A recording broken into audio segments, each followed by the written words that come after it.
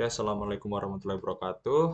Pada video kali ini saya akan menjelaskan cara menggunakan rumus countif di data, dan saya memilih data ini sebagai acuan saja. Kalian bisa memilih data lainnya. Jadi kita langsung saja. Untuk menentukan jumlah lulus, kita harus menggunakan rumus, yaitu namanya adalah countif. Seperti ini tulisannya. Lalu untuk memasukkannya sangat mudah, kita buka kurung dulu seperti ini. Nah, di sini sudah ada kriterianya, ada range, titik koma, kriteria. Jadi range-nya adalah ini, kita copy dari sini. Lalu kita titik dua, ini tergantung Excel masing-masing, ada yang menggunakan koma, ada yang menggunakan titik koma. Kita pakai ini karena saya menggunakan titik koma. Lalu kita pilih tandanya, kita buka dengan tanda petik. Lalu kita seperti ini. Nah, kita pilih angka berapa yang misalnya diluluskan. Misalnya saya pilih 70. Nah, kita tutup lagi dengan tanda petik dan kita tutup terakhir dengan tutup kurung. Lalu kita enter. Nah, di sini berhasil terhasil 3, angka 3, berarti ini menyatakan bahwa ada 3 nilai yang berhasil lulus, yaitu ada nilai 80, 75, dan 72. Nah, kenapa 70 tidak masuk? Karena saya menggunakan tanda lebih dari 70, bukan lebih dari sama dengan 70. Mungkin kalau saya menggunakan lebih dari sama dengan 70, hasilnya akan 4, karena 70-nya akan masuk ke dalamnya. Seperti ini, saya akan contohkan kembali. Misalnya saya menggunakan 7, lebih dari sama dengan 70. Kita ulangin, lalu kita buka tanda petiknya lagi, lalu kita seperti ini, dan kita kasih sama dengan di sini. Set. Nah, kita kasih 70, tanda petik lagi, tutup kurung, dan kita enter. Ya, hasilnya adalah 4, karena sama dengan, lebih dari sama dengan, berarti 70-nya masuk, yang tidak masuk hanya 60 saja. Dan ini bisa dilakukan di slide-slide selanjutnya. Tanpa kalian harus memasukkan kode lagi, kalian tinggal garis saja ke bawah. Set, dan iya. Hasilnya adalah 5. Untuk cara simpelnya seperti itu. Kalau misalnya untuk dua tabel berikutnya kalian pengen cara yang lebih rumit, ya kalian tinggal masukkan kode yang pertama tadi. Oke, itu dia untuk kode yang counting. Nah, yang selanjutnya ini adalah saya menggunakan rumus average untuk menentukan IPK. Menggunakan rumus average ini sangatlah mudah. Kita tinggal sama dengan tulis average seperti ini tulisannya. Lalu kita buka kurung. Kita klik saja, klik tahan, klik kiri tahan. Mana data yang akan kita jadikan sebagai average-nya. Kita misalnya saya blok yang set. Nah, sampai sini berarti ini sudah kelihatan kan? Dari D16 sampai H16. Nah, kita tinggal saja tutup kurung, lalu kita enter. Ya, dari data yang pertama berarti average-nya adalah atau rata-ratanya adalah 7,14. Nah, untuk mempersingkat waktu sebenarnya kita tinggal tarik saja sampai tandanya seperti ini. Kita tarik ke bawah, set, dan otomatis yang tabel kedua dan ketiga akan menjadi seperti ini. Ya, menjadi terhitung sendiri.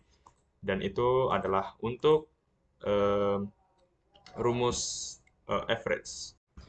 Oke, yang selanjutnya itu adalah menentukan keterangan. Menentukan keterangan kita harus menggunakan rumus if, yaitu seperti ini. Sama dengan kita tulis if, lalu kita buka kurung seperti ini. Nah, di if kita menggunakan ada 3 variabel yang harus kita masukkan. Yang pertama yaitu adalah karena tentu saja kita akan menentukan keterangan dia lulus atau tidak lulus, kita harus menggunakan IPK yang sudah ada, yaitu dengan mengklik ini. Lalu kita gunakan seperti ini, lebih dari 70, karena saya menginginkan nilainya lebih dari 70 biar lulus. Jadi kita titik koma habis itu, lalu kita tuliskan seperti ini menggunakan huruf. Ini tergantung keperluan masing-masing. Kalau saya menggunakan huruf untuk sebagai penanda dia lulus atau tidak. Kita tulis seperti ini. Salah, mohon maaf. Tuntas. Seperti ini. Lalu kita tutup lagi. Lalu Dan untuk yang selanjutnya, kalau misalnya dia tidak lebih dari 70, keterangannya akan seperti ini. Kita bikin yaitu belum tuntas. Dan kita tutup kurung. Lalu kita enter saja. Dan ya, karena nilainya 71, tentu saja dia tuntas. Kalau misalnya mungkin nilainya di bawah 70, yaitu mungkin 60, 68, atau berapapun itu, tulisannya akan belum tuntas. Dan untuk mempercepat pekerjaan atau mempermudah pekerjaan, kita tinggal tarik saja seperti ini ke bawah. Dan ya, semuanya akan tertulis tuntas. Sekian. Dan itu adalah untuk rumus if. Nah, untuk selanjutnya yaitu ranking. Nah, untuk menentukan ranking kita harus menggunakan rumus yaitu seperti ini tulisannya. Rank ya, rank. Dan kita nanti langsung buka kurung seperti ini. Nah, di rank kita mendapatkan tiga parameter atau tiga hal yang harus kita penuhi. Yang pertama adalah number, ref, dan order. Nah, number ini kita misalnya ngambil nilainya si Maidiana, kita ambil yang 7,4, lalu kita titik koma seperti ini, lalu kita copy dari atas ke bawah untuk menentukan Maidiana ini ranking berapa sih gitu loh. Jadi kita copy dari atas bawah seperti ini, lalu kita F4. Nah, F4 ini pun untuk apa? Sebenarnya F4 ini adalah untuk mengunci data yang sudah ada agar tidak berubah-ubah nanti ketika di copy ke bawah gitu. Jadi kita titik koma lagi. Nah, di sini ada tulisan descending dan ascending.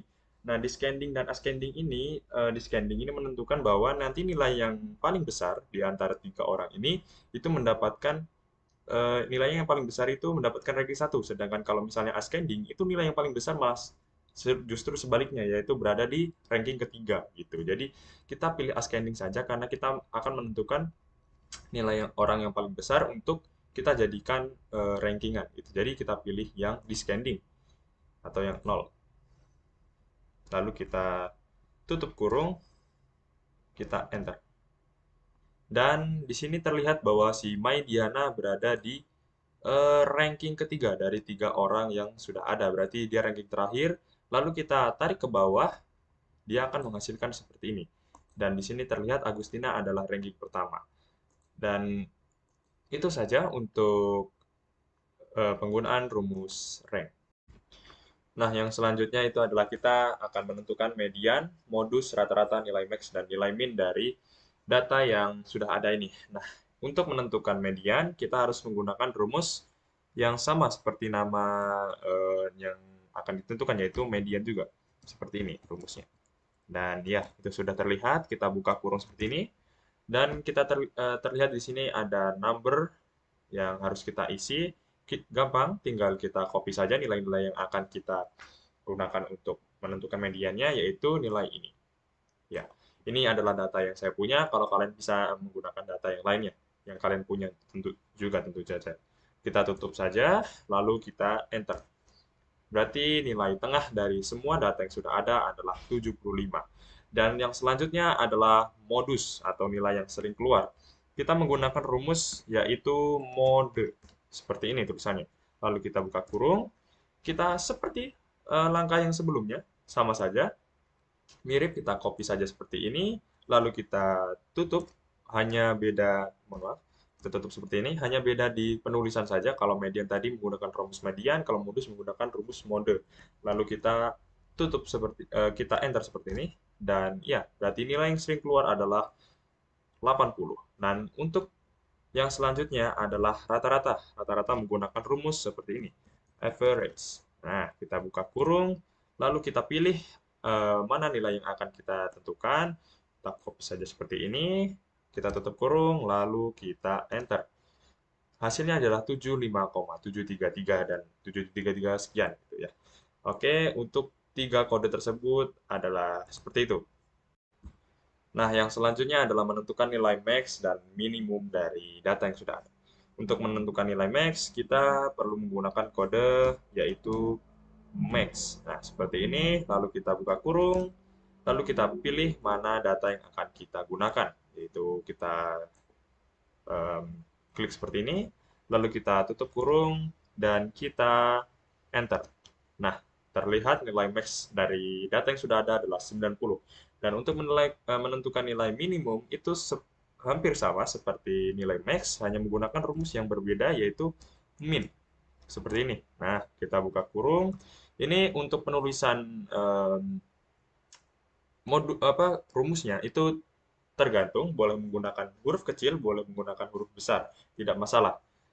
Kita lanjut, yaitu kita blok lagi mana data yang akan kita gunakan, seperti ini, lalu kita tutup, dan kita enter.